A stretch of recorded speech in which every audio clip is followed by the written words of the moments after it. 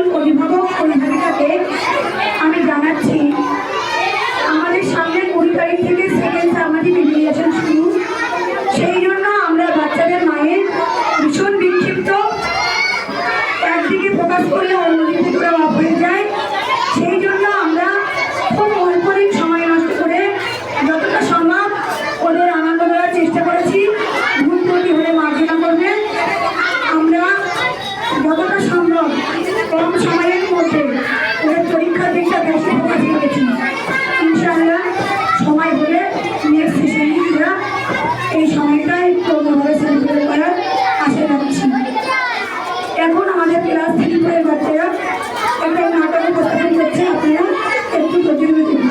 বাচ্চারা সবাই মুখে আনন্দ।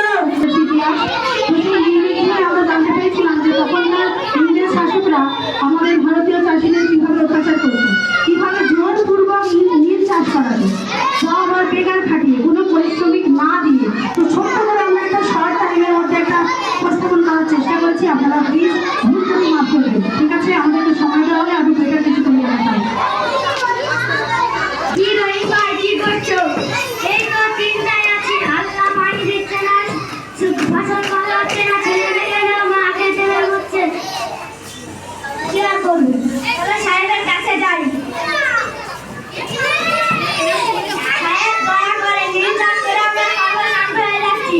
ঘরে ছেলে মেয়েরা অনাহারে না খেয়ে দিন কাটাচ্ছে। আপনি যদি কিছু টাকা দিতেন ভালো হতো। ওকে, আমি তোমাদেরকে টাকা দিতে পারি, বা তোমাদের জমি নিয়ে এসে আমার কাছে। কে হুজুর? প্লিজ কাম।